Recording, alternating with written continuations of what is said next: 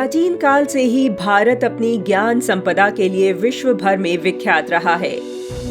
जब भी बाहरी आक्रांताओं ने भारत पर कुदृष्टि डाली, भारत की अस्मिता और रक्षा के लिए हजारों वीरों ने अपना बलिदान दिया और नारी अस्मिता के साथ साथ भारतीय संस्कृति की रक्षा की।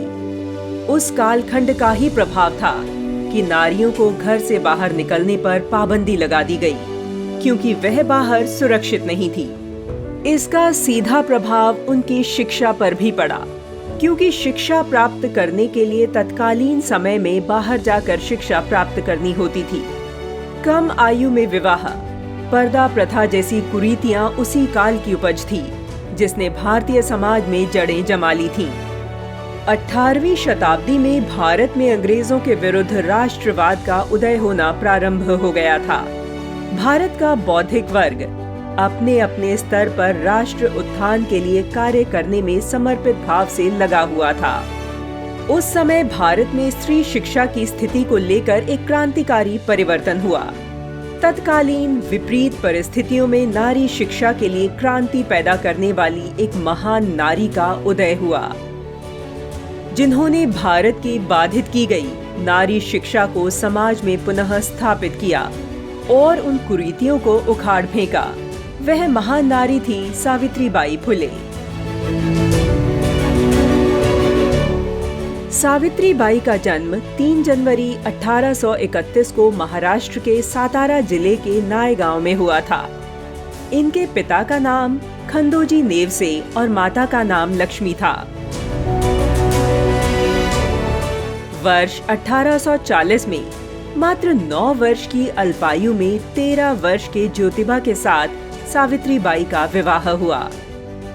सावित्रीबाई ने पति की तरह अपने जीवन को विधवा विवाह, बाल विवाह, महिला मुक्ति, सती प्रथा, विशेषकर वंचित वर्ग की महिलाओं के शिक्षण, अंधविश्वास और अस्पृश्यता निवारण जैसे सामाजिक सुधारों को समर्पित कर दिया।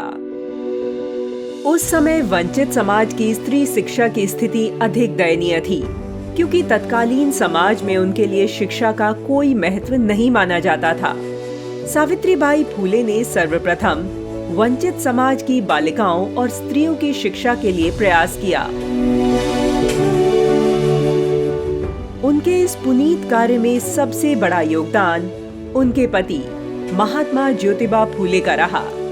महात्मा ज्योतिबा फुले इस बात को समझते थे कि बालिकाओं को पढ़ाने के लिए उनके अभिभावकों को तभी राजी किया जा सकेगा जबकि बालिकाओं को पढ़ाने वाली भी एक शिक्षिका हो।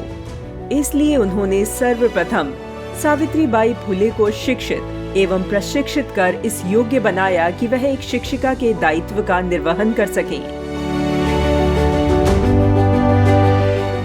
इसके बाद पुणे के बुधवार पेठ भिड़ेवाड़ी में 13 मई 1848 को केवल 9 छात्राओं के साथ फुले दंपत्ति ने पहला बालिका विद्यालय प्रारंभ किया और स्वयं सावित्रीबाई प्रथम महिला शिक्षिका बनी।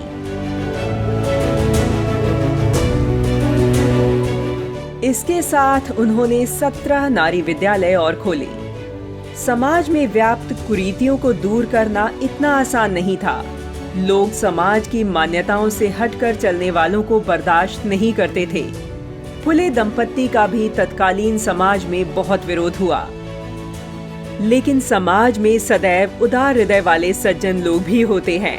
ऐसे अनेक लोग फुले दंपत्ति के समर्थन में भी थे, जिससे उन्हें इस कार्य के लिए बल मिलता। फुले दंपत्ति को धीरे धीरे समाज का सहयोग मिलने लगा और परिणाम स्वरूप 1852 आते आते पुणे महानगर की विभिन्न बस्तियों में 18 बालिका विद्यालय प्रारंभ हो गए।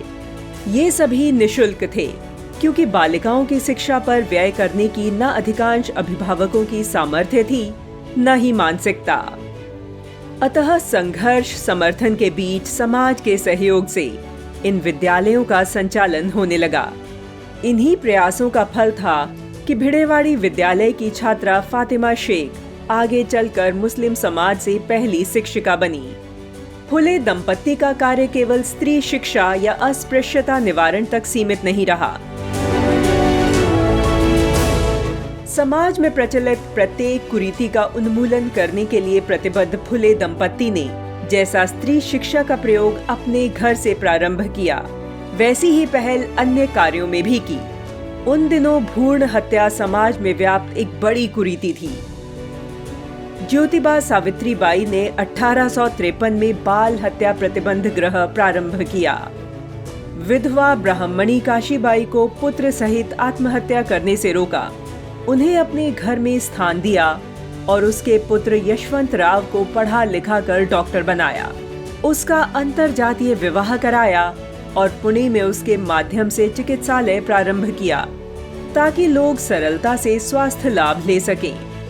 भारत का पहला महिला संगठन तथा स्वयं सहायता समूह बनाने का श्रेय भी सावित्रीबाई फुले को जाता है, ताकि निराश्रित महिलाएं आर्थिक रूप से आत्मनिर्भर होकर सम्मान पूर्वक अपना जीवन व्यतीत कर सकें। उनके द्वारा गठित महिला सेवा मंडल कालांतर में देश भर में इस प्रकार के सहकारी महिला स्वयं सहायता समूहों के गठन में प्रेरणा बना।